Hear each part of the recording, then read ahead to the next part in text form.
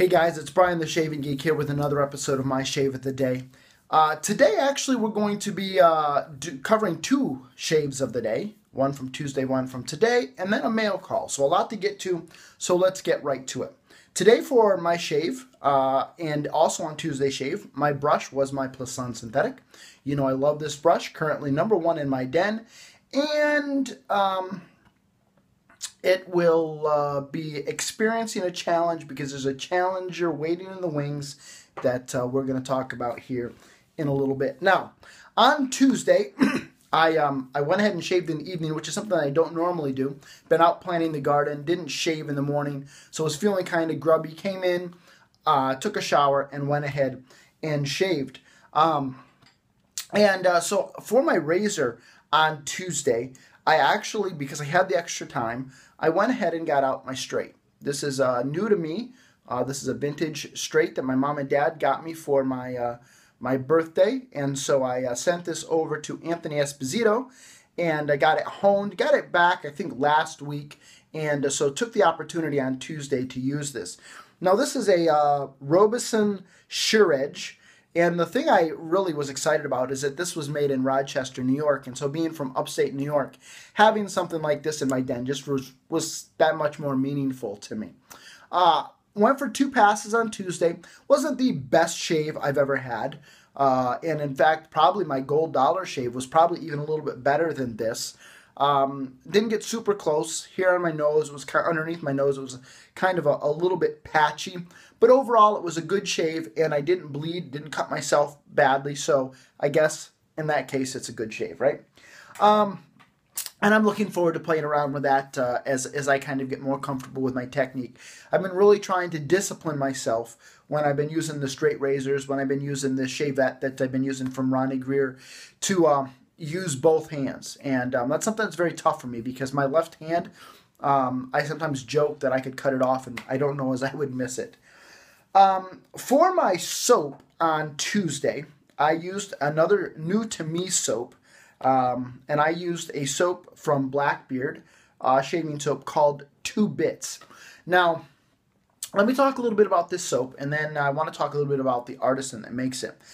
This soap here, this 2 Bits, is it's their take on a barbershop scent, and this is a sweeter barbershop scent akin to London barbershop or the Kraken, as opposed to some of what I would consider heavier barbershop scents like Sterling, Clubman Panade, and I would assume Club Guy being based from PAA being based on Clubman. Again, that segment, I just consider them to be a heavier barbershop scent, so a sweet and kind of a heavy scent. And this is definitely more towards the sweet scent, the Kraken, and like I said, Maggard's London Barbershop. And I enjoy all of them, but this one was really good. My only problem with this is that it's a little bit on the faint side, and I would really like to have this scent pop a little bit more. I really have to get right down to the tub and work at it to pick it up. So, that being said, Jason Rudman posted on the Shave Market yesterday that Kelly Hogan, the proprietor of Blackbeard Soaps, was interested in feedback from the shaving community, and especially from the Shave Market, since we do have these pass rounds, and I think we have 3 of these that have 3 different soaps in each one that are coming around. This is my first try at this Blackbeard shaving soap. And so Ruds posted that Kelly was actively looking for feedback with regards to the soaps. And so I posted a link to my video from late last week, and Kelly took my criticism in the way that it was intended, as constructive criticism. And I really appreciate that. I really appreciate an artisan that's willing to listen to the customer, accept the feedback in the manner that it's intended, and really trying to help the artisan up their game. And that's exactly how Kelly took this. So first of all, with regards to the labeling that I talked about, Kelly said that they've already working to address that. They have or are getting in water-proof labels, and so they'll be fixing that. And then he also took the scent strength criticism, I guess, to heart as well, and is going to be looking at upping that scent strength in the soaps. So very good job, Kelly. I really, really appreciate that. Excited to see what's coming. I think some great things are going to be coming out of it's actually beaverwoodwright.com. And then the Blackbeard shaving soap is their shaving soap line. And I think this is going to be one of those soaps, again, that's just going to come on the scene and really get a very big and loyal following because, again, the scents are very good, just a little weak, and he's working to address that. But the performance on this is very, very good. Being a softer soap, the brush loads very easily. It lathers easily. The performance is there. So good, good on you for listening to us, and looking forward to seeing what you do next. One of the other things that I would like to mention, and there was kind of a big discussion about this over the last couple of days in some of the groups, and it seems like it pops up every once in a while, but regarding tins. And you can see this tin here is gotten whacked and dinged, and as has this tin here. And I'm not somebody who is going to avoid buying a soap because it's in a tin. But there are some guys who are like that. And I'm not necessarily criticizing people like that. I'm just not somebody who gets too worried about that kind of stuff. I'm more interested in the performance of the product. But that being said, definitely these nicks and dings in the tins do detract from the overall look of the soap and the professionalism, I think, of maybe this soap.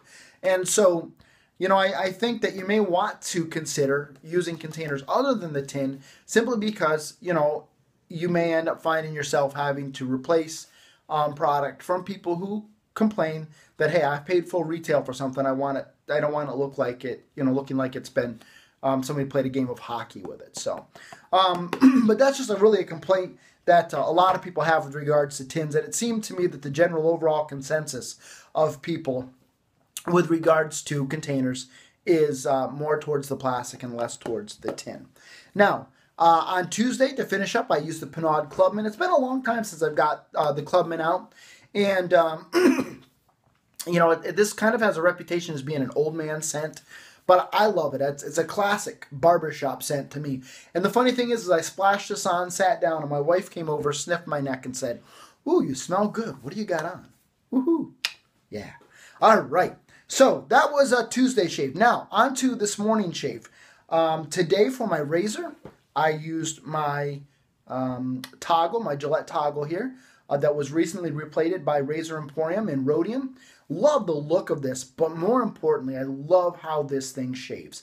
The heft on this is just great, and it's just a really, really comfortable shaver. I've got it on a 4, and it just works very, very well for me. I had it loaded today with a Personna Red blade, and this was shave number 2 on that blade. Those are a great blade for me. Really, really enjoy them, and so that's what I used today. For my soap today, I used another Blackbeard soap. I used Shipwreck Cove, and the way I would describe this, definitely stronger than 2 bits. I don't think it's quite as strong as frankincense and myrrh, and I would like to see a little bit stronger, but this reminds me a little bit of actually a laundry detergent, but like, the spring fresh clean laundry detergent kind of thing, and I really enjoyed it. It was really, really great. Just a nice, fresh, clean scent, and again, the performance on this was just like the other 2, so I'm not going to bore you with that. Just would like to see that scent profile up just a little bit. Today for my aftershave, I finished up with Proraso, and just a great, great aftershave. I love how it cools, but the smell of this is just classic, and I really, really enjoy it. So those were my shaves for the last couple of days. So on to my mail call today. Today I got in something that I'm very excited about. And so I was either given some brushes or bought some, I think one of them I was given for my birthday. A couple of them I bought. One of my brother picked up at a antique store. And oops, there it comes. The other I picked up in an auction as part of the set. And so I sent them to Thomas Burgess to have them reknotted. And so I am just getting them in today and actually unwrapping them as we speak, and so excited to show them to you. The pictures, I'm sure, did not do them justice. So we'll undo this one first here, and we'll see what it looks like.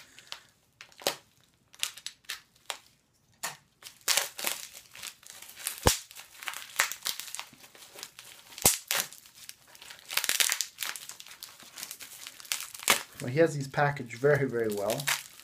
And, you know, Thomas was a pleasure to do business with. And we're going to talk about kind of a mishap we had with one of the brushes. And Thomas, you know, he was way more worried about it than I was. And just a great guy to do business with. So, wow, this just came out real nice. So this is a rubber set, 507. And he cleaned it up very well. It looks brand new. And this actually has got a Nathan Clark knot in it that I believe is one of the gel tip knots. So looking forward to giving this a whirl. And this is a Badger. And just looking forward to that. Boy, that came out really, really nice. Now the knot is a little bit distorted here because of the shipping. But I'm sure that's going to come out nice, and really looks really, really nice. Very happy with that. Thank you, Thomas. Then the next one we have here is one that I don't know if I want to say I'm the most excited about this one, but I am very excited about this one because this is one that I think may give my Plisson a run for its money. And, or at least that's kind of what I'm hoping. I've kind of heard good things about this knot. And let's see if we can get this open without damaging it. So he has these packaged very, very tightly. Thank you, Thomas. And so let's see. Get this open. Wow. I'm going to break anything here. There we go. Oh, wow. Oh, wow. Ooh, boy. Yes. So this is an Ever Ready 150 knotted with, oh man, ooh. This is definitely going to give my Plisson a run for its money. Ooh. Oh man.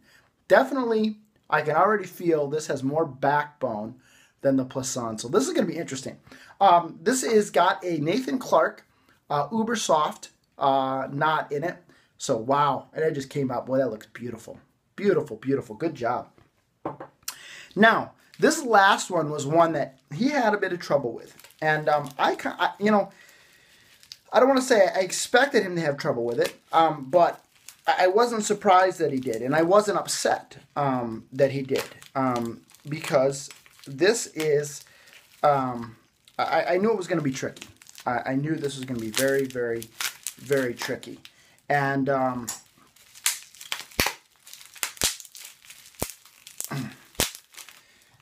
it's a ceramic handle. It actually came in a set with a scuttle and actually a track 2 razor as well.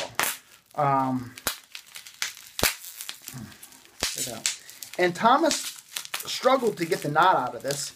He said it was one of the harder brushes he's ever dealt with. And he thought he had successfully gotten the knot out, and unfortunately, it ended up, and you can see it's just a very, but it ended up, a piece of it broke out. And, you know, Thomas right away let me know, and man, you can hardly tell. I can see it there, and maybe you can see it there, but man, it's hard to tell. It's on the back of the brush. And he was so bothered by it. And I kept telling him, Thomas, it's okay, no big deal. First of all, it's not an heirloom piece. And he looked around, he tried to find another one so we could replace it. You know, really wanted to do what he could to make it right. And, you know, I really appreciate that. And I kept telling him, don't worry about it. It's okay, you know, but he was really bothered by it. And I really appreciate somebody who takes that level of care and interest in making sure that somebody is happy with what they've done. And so, you know, by no means am I think this was probably a flaw, to be honest with you. in this ceramic, and just the probably the heat of taking that knot out ended up causing it to crack. And yet he put it together and did it in such a way that it's barely noticeable. And then he didn't end up charging me for doing it. Wouldn't take any money for the knot. And Thomas, you're a great guy to do business with. I really, really appreciate it. And if you're thinking about getting some brushes redone, highly recommend that you deal with Thomas Burgess, because he is just top notch. And so this he did in a bore, and excited to get this broken in and see how this works, but I think that came out wonderfully. So those are my new brushes in the den. Excited to try them out. This genuine rubber set with a Nathan Clark Badger in it. This Ever Ready 150 with a Nathan Clark Ubersoft in it. And then I'm not sure what kind of a bore this is, but this is my ship handle with this nice bore in it. Excited to try them out. So anyhow, I've gone long in this video. Excited to try these things out. Thanks, Thomas. Thank you, Kelly Hogan. Just wonderful, wonderful people to deal with. And so this is Brian the Shaving Geek reporting live from my shave den, wishing you a lifetime of happy shaves. Have a great day, everybody.